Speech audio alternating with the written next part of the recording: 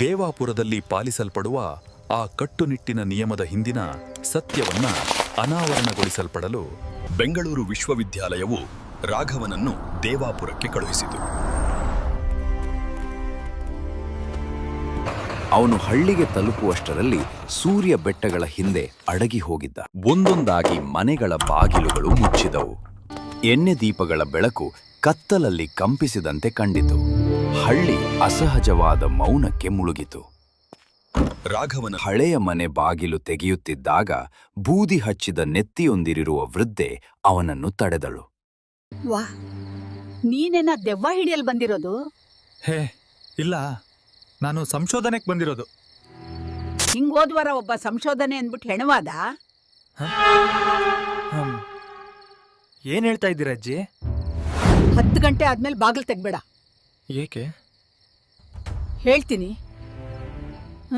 ಕೇಳು.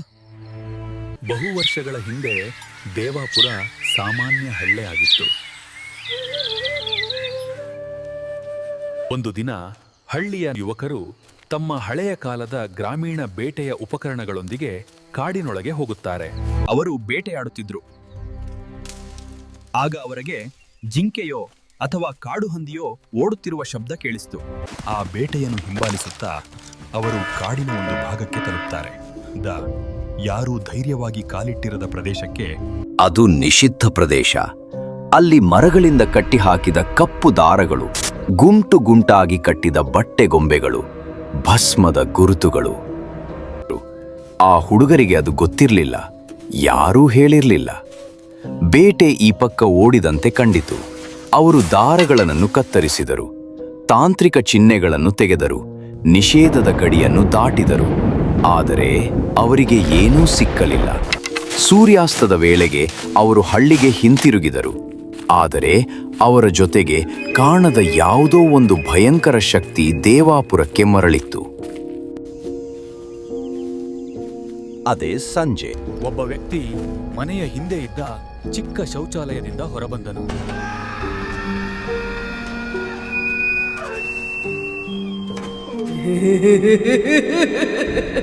ಮತ್ತೊಂದು ಸಂಜೆ.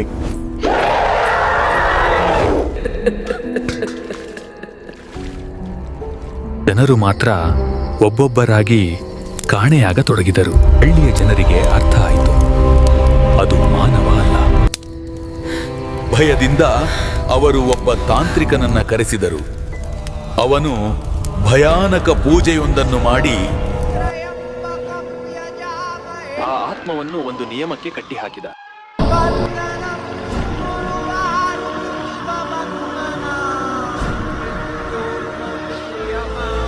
ಆವಾಗಿಂದ ಅಮಾವಾಸ್ಯೆ ದಿನದಂದು ಅದು ಬರುತ್ತೆ.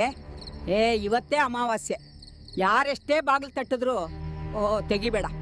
ಆ ಸ್ವಾಮೀಜಿ ಕಟ್ಟಾಕಿರುವ ನಿಯಮ ಏನಂದ್ರೆ, ಬಾಗಿಲು ತೆಗೆದ್ರೆ ಮಾತ್ರ ಅದು ಕರ್ಕೊಂಡು ಹೋಗೋದು. ನಿನಗ್ ಭಯ ಆಯ್ತು ಅಂದ್ರೆ ಅಲ್ಲೇ ಕಿಟಕಿಯಿಂದ ಓಡೋಗು. ಹೌದಾ? ಸರಿ, ಮತ್ತೆ ನಾನು ಬರ್ತೀನಿ.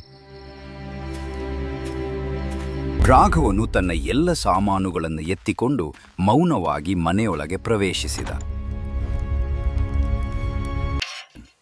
ನಿಖರವಾಗಿ ರಾತ್ರಿ 12:07 ವಿದ್ಯುತ್ ಹೋಯಿತು.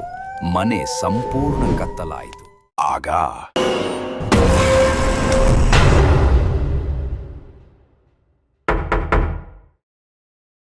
ಯಾರಿರ್ಬೋದು ಅಂತ ಅವನು ಮನಸ್ಸಲ್ಲಿ ಹೇಳಿಕೊಂಡ.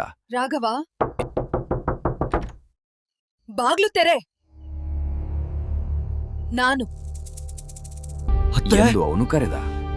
ಆದರೆ ಅವಳ ಸತ್ತಿ ಸುಮಾರು ವರ್ಷಗಳಾಗಿವೆ. ಹಾಗಾದರೆ ನನ್ನ ಧ್ವನಿ ನಿನಗೆ ಇಷ್ಟು ಸ್ಪಷ್ಟವಾಗಿ ಹೇಗೆ ನೆನಪಿದೆ? ಅಷ್ಟರಲ್ಲಿ ವೃದ್ಧೆ ಸಂಜೆ ಹೇಳಿದ್ದ ಮಾತು ಅವನಿಗೆ ನೆನಪಾಯಿತು. ಹಿಂದೆ ಕಿಟಕಿ ಇದೆ, ಅಲ್ಲಿಂದ ಹಿಂದೆ ತಿರುಗದೆ ದೇವಾಪುರದಿಂದ ಓಡಿ ಹೋಗು. ಈಗ ಕೇಳು, ಬಾಗಿಲು ತೆರೆ ರಾಘವ. ರಾಘವನು ಹಿಂದೆ ಸರಿದ, ಕಣ್ಣು ಮುಚ್ಚಿದ ಮತ್ತು ಅಸಾಧ್ಯವಾದುದನ್ನು ಮಾಡಿದ. ಅವನು ತನ್ನ ಕಿವಿಗಳನ್ನು ಮುಚ್ಚಿಕೊಂಡ. ರಾಘವನು ಪ್ರಾರ್ಥಿಸಲಿಲ್ಲ, ಕಿರುಚಲಿಲ್ಲ. ಅವನು ಬಾಗಿಲಿನಿಂದ ದೂರ ನಡೆದು ಹಿಂದಿನ ಕಿಟಕಿಯಿಂದ ಬೆತ್ತಲೆ ಕಾಲಿನಲ್ಲಿ ಕತ್ತಲಿಗೆ ಓಡಿದ. ಅವನ ಹಿಂದೆ ಮನೆ, ಮಾನವನ ಧ್ವನಿಯಲ್ಲದ ಶಬ್ದ ಮಾಡಿತು. ಅದು ಧ್ವನಿಯಲ್ಲ, ಮರವೇ ಚೀರುತ್ತಿರುವಂತೆ. ನಾಯಿಗಳು ಕೂಗಿದವು, ದೀಪಗಳು ಒಡೆದವು, ಆದರೆ ರಾಘವನು ನಿಲ್ಲಲಿಲ್ಲ. ಅಯ್ಯೋ, ಬೋಳಿ ಮಗ ಪ್ರಿನ್ಸಿಪಾಲು ಅವ್ರ ಮಗಳು ನಾ ಡವ್ ಹೊಡಿತಾ ಇದ್ದೀನಿ ಅಂತ ನನ್ ಸಾಯ್ಸಕ್ ಇಲ್ಲಿ ಕಳ್ಸಿದ್ನಾ? ರಾಘವ ಮತ್ತೆ ಹಿಂದಿರುಗಿ ಬರ್ತಾನ? ಆ ಕಾಡಲ್ಲಿ ಆ ಆತ್ಮನ ತಂತ್ರ ಹಾಕಿ ಕಟ್ಟಿದವರು ಯಾರು? ಯಾಕೆ? ಅವನು ಹೋಗ್ಬಿಟ್ಟ. ಮುಂದೆ ಬರುವ ದೊಡ್ಡ ಅಮಾವಾಸ್ಯೆ ದಿನದಂದು ಸ್ವಾಮೀಜಿ ಹಿಡಿತದಿಂದ ಆ ದುಷ್ಟಶಕ್ತಿ ಆಚೆ ಬರುತ್ತಾ? ಕಾದ್ ನೋಡೋಣ. ನಾನಿನ್ನ ಬಿಡಲಾರೆನು.